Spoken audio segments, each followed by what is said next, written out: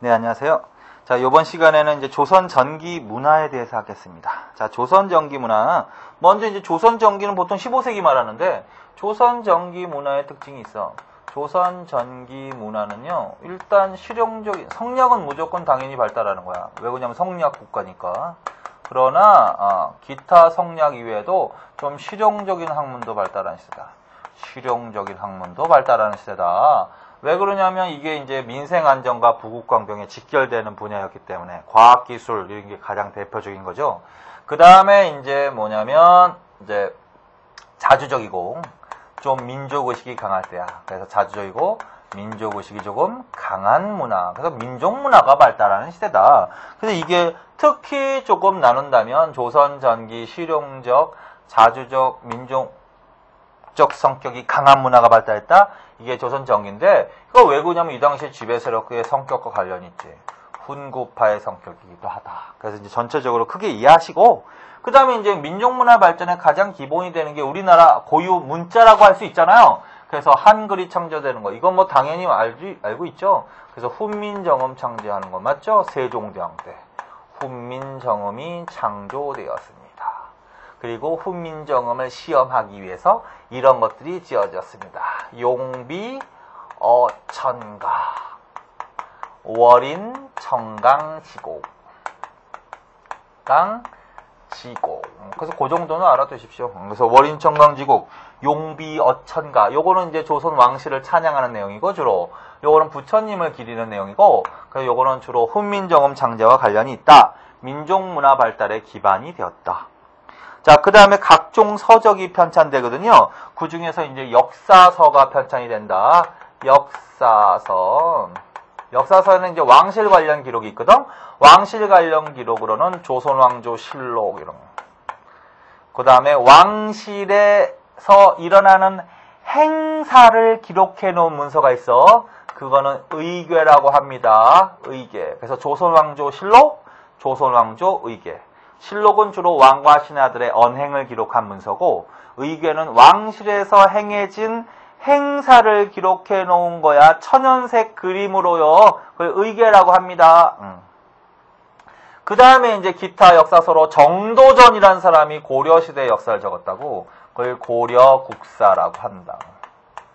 그 다음에 세종대왕 때부터 편찬돼서 문종 때 완성된 역사서가 있거든. 그걸 고려사라고 해.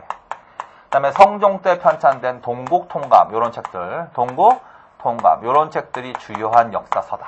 그래서 조선전기에는 실록, 의궤, 고려국사, 고려사, 동국통감 요런 책들이 주로 편찬되었습니다. 그 다음에 지리지도 편찬되었습니다. 지리지에는요 이거 정도 동국여지승남 하나 써놓으세요. 동국여지승남. 조선전기에 편찬된 대표적인 지리지는 뭐가 있다? 동국여지승남. 성종 때. 그 다음에 지도도 하나 써놓으세요. 지도. 조선전기에 세계지도가 하나 만들어지는데 그게 태종 때 만들었던 혼일강리 역대 국도 지도라고 하는 거야. 그래서 혼일강리 역대 국도 지도, 요게 이제 동양에서 현존하는 가장 오래된 세계 지도야. 그래서 조선전기 태종 때 혼일강리 역대 국도 지도라는 세계 지도가 제작되기도 했습니다. 그 정도. 법전의 편찬. 법전은 뭐가 나와야 됩니다. 조선전기에 뭐가 편찬이 됩니다. 경국대전. 이거는 뭐 하셨죠? 성종 때 경국대전. 조선시대의 기본 법전인 경국대전이 편찬되었습니다. 자, 그 다음에 성리학이 발달합니다. 자, 성리학이 발달하는데 15세기는 당연히 발달하는데 16세기에는 더더욱 발달하는 거야. 왜 그러냐면 사림들이 정계의 주도권을 장악하면서 사림들이 보다 성리학에 투철하거든. 얘네들은 성리학에 투철합니다. 그래서 16세기에 살인들의 진출이 활발해지면서 성리학은 더욱더 발달합니다. 더욱더라고 그랬죠. 15세기는 발달 안 했다는 얘기가 아니야. 그래서 이제 16세기에 성리학과 같은 이런 것들 정리해놔야 돼. 이기론 이런 것들이 정리. 이기론. 세상은 이와 기로 이루어졌다. 이렇게 얘기하는 거야, 그냥. 그걸 이기론이라고 합니다. 그래서 이와 기로 나눈 거거든? 그래서 이와 기인데, 이거를 이제 앞에 이를 강조한 사람을 주리론이라고 하는 거야. 주리론이라고 하는 거고, 그 다음에 뒤에 기를 강조한 사람을 주기론이라고 하는 거야. 그래서 무슨 논과 무슨 논의 대립이 발생한다? 주리론과 주기론. 뒤에 파를 붙여도 돼. 주리파하고 주기파. 자, 주리론은 누구다? 이현적과 이황. 이황 특히 이황. 주기파는 누구다? 이렇게. 주로 원리적 문제, 근본적인 문제를 중요시 여기는 세력이 누구다? 주리. 경험적인 현실 세계를 강조하는 애들이 누구다? 주기론. 근본적이면서 이상주의적인 성격의 학문을 한 애들이 누굴까? 주리. 현실개혁에 적극적인 애들이 누굴까? 주기론. 그래서 이가 대표적으로 뭐다? 각종 개혁안을 제시하지. 이라는 사람 반드시 알아주시고, 그래서 수미법이라든가 10만 양병설 이런 것들을 주장한 사람이 바로 이입니다. 그런데 이제 붕당 정치하고 학파하고도 연결돼 있지. 이게 이제 이황을 따르는 학파가 바로 영랑학파라고 하고, 그걸 당파로는 남인이 되는 거고, 이를 따르는 학파를 기호학파라고 하고, 당파로는 서인이 된단 말이죠. 뭐 대충 그런 거죠. 자, 그 다음에 이기론 이거 정리해놓고, 그 다음에 이제 심성론 논쟁이 일어난다. 심성. 그러니까 인간 심성에 관한 철학 논쟁이 일어나서 그걸 4단 질적 논쟁이라고 한다. 4단 질적 논쟁이라고 한다. 그래서 그 정도 개념 정도만 그냥 심성론 논쟁, 4단 질적 논쟁 이거를 정했던 사람이 이황이라는 사람이야. 자, 그 다음에 이제 16세기부터 학파가 형성이 된단 말이야. 학파. 그래서 서경덕이나 그 다음에 조식, 그 다음에 이황과 이런 사람들을 좀 정리해 놓으면 되는데, 특히 누구를 좀 정리해 주십시오. 이황과 이에 대해서 조금 신경 써 놓으시면 된다. 그래서 여기까지. 자, 그래서 이제 여기까지 하고, 그 다음에 이제 다른 사상에 대해서 합니다. 불교. 자, 조선시대에 들어오면요, 강력한 억불 정책을 합니다. 강력한 억불 정책. 그래서 조선시대에는 강력하게 불교를 배척하는 시대야. 이걸 억불 정책이라고 합니다. 그래서 억불 승유 정책이 사상적인 정책이거든요. 그래서 거기 보시면 뭐 태조 때부터 도첩제라는 게 있어. 도첩제라는 거. 이거는 이제 승려가 되기 위해서는 허락을 받아야 되는 거야. 출가를 제한하는 제도지. 그래서 이거는 억불 정책이 하나다. 그 다음에 있던 절, 그 전에 굉장히 많았던 절을 정리해. 그 사원 정리. 조선시대에 가면 많은 사원이 통폐합되고 없어집니다. 사원 정리라고 합니다. 자, 그래서 그 정도 알아두시면 된다. 자, 그런데 억불 정책을 했지만 왕실 차원에서 불교를 보호했던 왕이 있어. 특히 왕실 차원에서 불교를 보호했던 왕이 있어. 불교를 보호했던 왕이 있어. 그 왕이 바로 세조다. 세조는 억불 정책 이러면 안 됩니다. 세조는 개인적으로 왕실 차원에서는 불교를 보호했다. 그래서 이제 간경도감 있죠? 간경도감이라는 관청을 설치하고 불교 서적을 막 간행하기도 했고, 원각사, 10층 석탑, 원각사 이런 것들을 이제 세워서 불교를 보호한 사람입니다. 그 정도. 그 다음에 이제 도교와 민간신앙인데, 자, 도교는 고려시대부터 이제 초제가 거행이 됐는데, 조선시대에는 소격사라는 관청을 설치해. 소격서라는 관청. 이게 이제 도교 행사를 주관했던 담당 관청이거든요. 그래서 소격서를 설치하고 여기서 초제라는 것을 주관했다. 그래서 조선시대에도 초제가 행해졌다. 어디를 통해서? 소격서. 이렇게. 근데 나중에 이거는 폐지돼. 16세기에 조광조 아시죠? 조광조 정리해놔야지. 조광조가 무엇을 폐지한다? 소격서를 폐지하게 됩니다. 그래서 이거 성격 비교할 수 있는데, 훈구파는 성리학 위에 다른 사상에 대해서도 비교적 좀 관대하거든. 근데 사림은 성리학 위에 다른 사상은 배척하거든. 그래서 15세기에는 소격서를 설치하고 국가가 초제 행사를 거행하기도 했지만, 16세기의 사림들은 성리학 위에 다른 종교의식은 다 폐지시켜버리는 거야.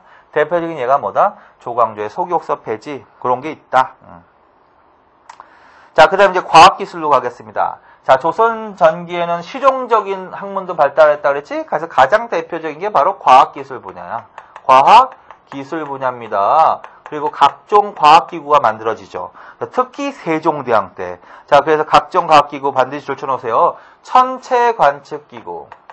천체관측기구. 그게 이제 혼의, 대소간의라고 해요. 혼의, 간의. 그 다음에 강수량 측정기구도 발명되지. 이거는 너무나 유명하지? 측우기. 측우기. 그 다음에 시간 측정기구도 발명이 되죠. 이것도 유명하죠. 해시계, 앙부일구. 물시계, 자경루. 자, 이거 다 어느 왕 때? 세종대왕 때. 그 다음에 토지 측량기구도 있어. 토지 측량기구는 이거는 세조 때 만들어지는 건데, 이거는 이제 규형 인지의라고 불러. 규형 인지. 이거는 무슨 측정기구다? 토지 측정기구다. 자, 그래서 이런 것들이 말명되는 시대가 조선 전기다. 그 다음에 천문관에서 천문도가 제작되기도 했다. 천문도, 하늘 별자리 그린 거. 그거 뭐다? 천상열차 분야지도. 천상열차 분야지도. 이건 태조 때 제작된 거야. 조선 태조 때 제작된 것으로서 하늘 별자리 그림으로 뭐가 있다? 천상열차 분야지도. 요거는 고구려 천문도를 참고로 해서 제작한 겁니다. 신라 이러지 말고. 그래서 천체관측기구, 혼의, 대소간의, 강수량, 측으기, 시간, 앙부일구, 자경루, 세종, 규형인지의 토지, 세조, 천상열차 분야지도 이런 것들을 알아두시면 된다. 그 다음에 역법, 달력. 아주 중요합니다. 그거 반드시 알아두세요. 칠정산. 역법은 날짜 계산하는 법인데 결국은 이걸로 달력 만드는 거야. 그래서 우리나라 최초로 우리나라에서 만들어진 달력이 있어. 우리나라 실정에 맞게 한양을 기준으로 날짜 계산을 한 계산 역법이야. 칠정산. 반드시 칠정산. 세종대왕 때. 그래서 세종대왕 때 편찬된 역서로서 한양을 기준으로 우리 실정에 맞게 날짜 계산을 하였다. 뭘로 간다? 칠정산으로 갑니다. 반드시. 자, 그 다음에 의학서적. 자, 의학서적도 2개 정도는 반드시 기억하세요. 의학서적. 향약집성방하고 향약집성방. 이거 향약구급방 이러지 말고 향약구급방은 고려시대 때 편찬된 현존 최고의 의서고 이거 세종대왕 때 편찬된 거야. 향약집성방이야. 내용은 향약방에 들어가면 다 국산약재. 자주적 의학이야. 그 다음에 의학백과사전식 해서 의방유치. 그래서 조선전기의 대표적인 의서로는 뭐가 있다? 향약집성방하고 의방유치가 있다. 그 정도. 자, 그 다음에 인쇄술로 갑니다. 자, 인쇄술은 태종 때 주자소를 설치하고, 이거는 이제 활자 주조하는 관청이야. 주자소를 설치하고, 개미자를 주조했고, 그 다음에 세종대왕 때는 종이 만드는 관청이야. 조지서를 설치하고, 갑인자 등을 주조했습니다.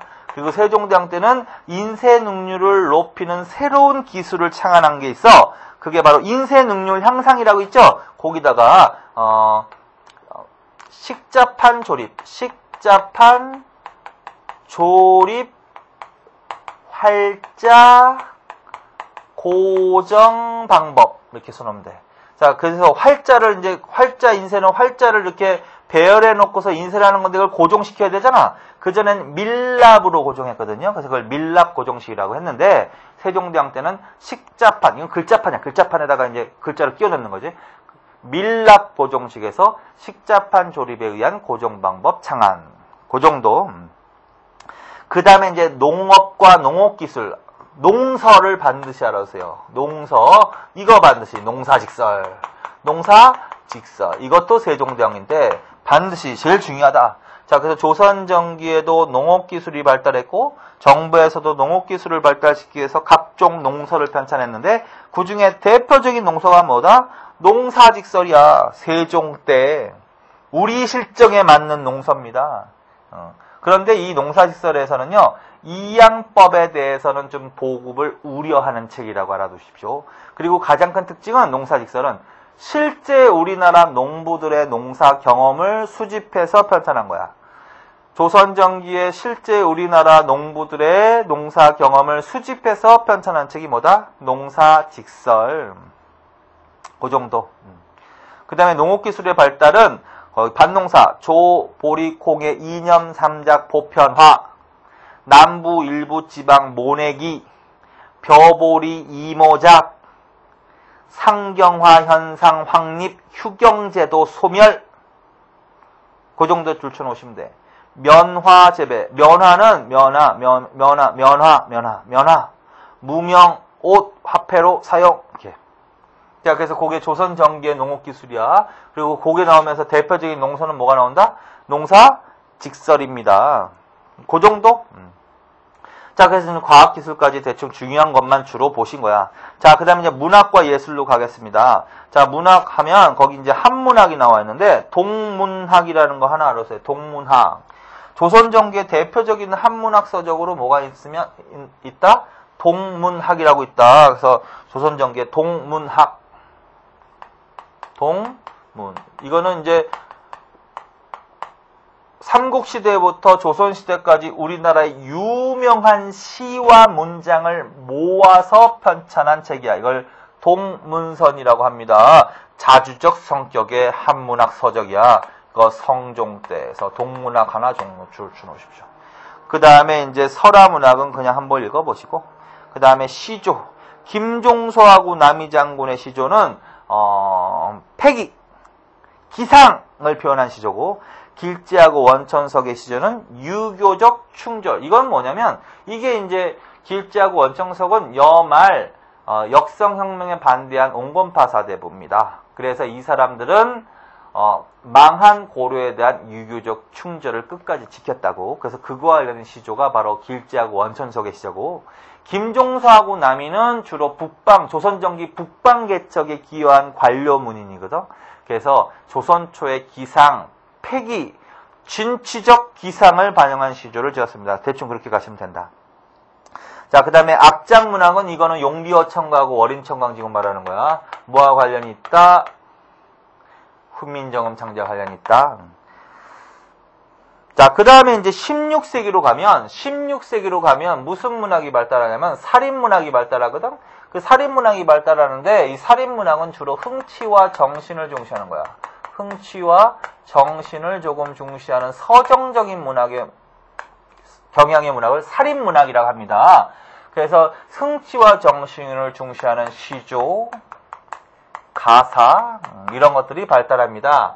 그래서 시조의 대표적인 사람은 윤선도 이런 사람이 나오고, 여류문인으로 황진이, 그 다음에 가사로는 정철이 굉장히 유명한 정철, 사미인곡, 관동별곡, 송미인곡 이런 것들을 지은 사람. 자, 그래서 16세기에는 좀 살인문학이 발달했다. 그렇게 알아두시면 돼.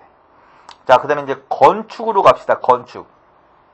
건축은 주로 전기에는 15세기는 주로 궁궐이라든가 그 다음에 성문이라든가 그 다음에 관청이라든가 관아, 그 다음에 학교 건축이 중심이었습니다. 그래서 15세기에는 주로 수도가, 결국은 조선이 건국된 다음에 수도가 이제 옮겨왔잖아요. 개성에서 한양으로 서울로 옮겨왔잖아. 그럼 다시 지어야지. 그래서 궁궐, 성문, 관아, 학교 건축이 중심이었습니다. 몇 세기? 15세기. 그래서 이제 15세기에 만들어진 대표적인 건축물이 그런 거야. 궁궐로는 이제 경복궁, 장덕궁, 장경궁 이런 거. 문으로는 숭례문 이런 것들.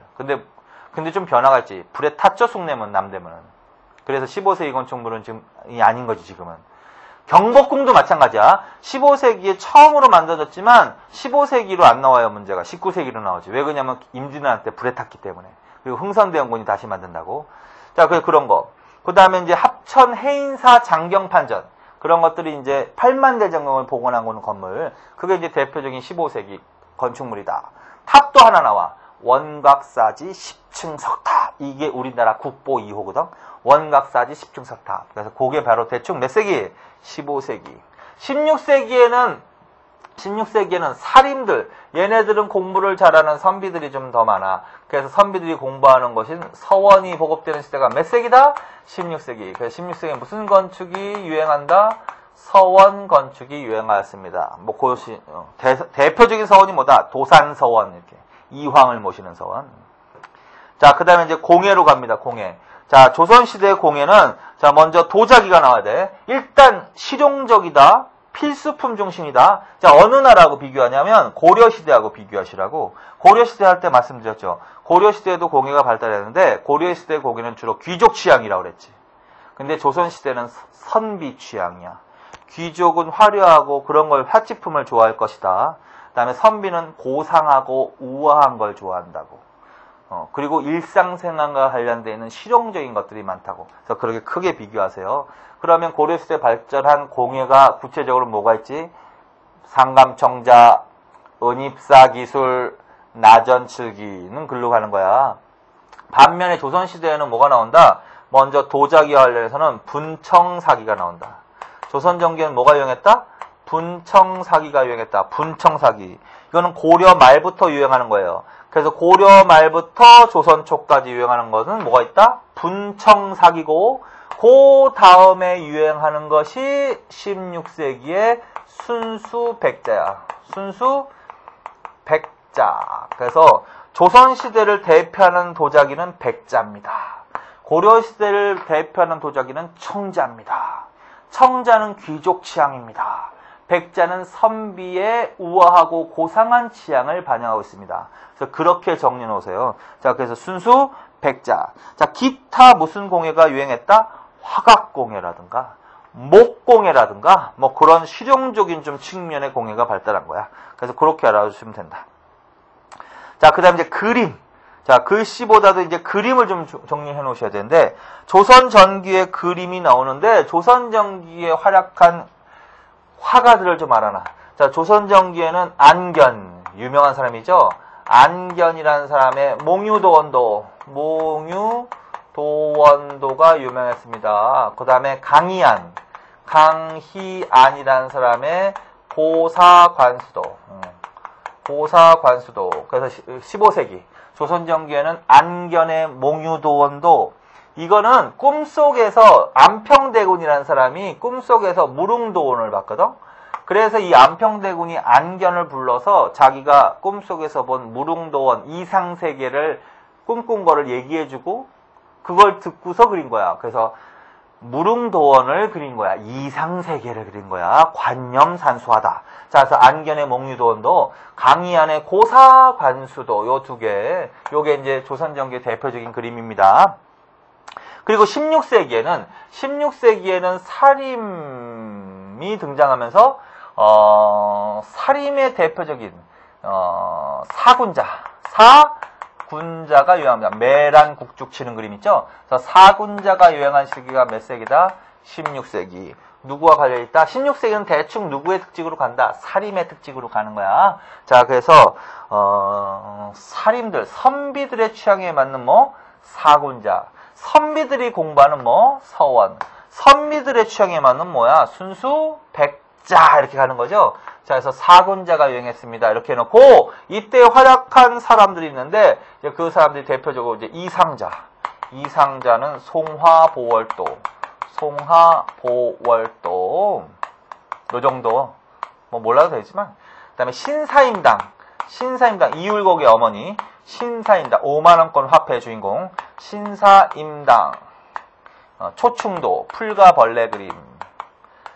자, 득이 활약했다. 자, 그래서 어쨌든 조선 전기에 활약한 사람들이다. 안견의 몽유도원도, 강희안의 고사관수도, 그 다음에 이상자, 신사임당 이렇게 나눠놓으시고, 사군장의 요한 시기는 16세기. 그래서 그런 식으로 좀 정리해 놓으시면 된다. 자, 그 다음에 음악에는요, 세종대왕 때라고 옆에 달았어나, 조선전기의 세종대왕 때, 세종대왕은요, 직접 노래도 작곡을 했어. 세종이 직접 작곡한 노래를 여민락이라고 한다. 여민락. 여는 더불어 여자야. 민은 백성민자야. 락은 즐길 락자야. 그래서 뜻은 백성들과 더불어 즐긴다라는 뜻이에요. 여민락을 작곡했습니다. 그 다음에 음의 높낮이, 장단을 표시한 악보를 만들었어. 그걸 정간보라고 합니다. 그래서 정간보를 창안했습니다. 그 정도. 그 다음에 성종은 책이 있죠. 성종 때는 무엇을 편찬했습니다? 악학괴범. 악학괴범. 자, 그래서 세종 때는 여민락 정간보, 여민락이라는 악곡을 스스로 짓고 정간보를 창안했으며 성종 때는 악학괴법을 편찬했습니다. 그 정도를 정리해 놓으시면 되겠습니다. 자, 그래서 뭐 요 정도가 조선의 문화에 그래도 조금 최종 정리니까 중요한 부분을 중심으로 설명을 드린 거예요. 그래서 요 정도를 정리해 놓으시면 되겠습니다. 자, 이번 시간에 여기까지 하겠습니다. 수고하셨습니다.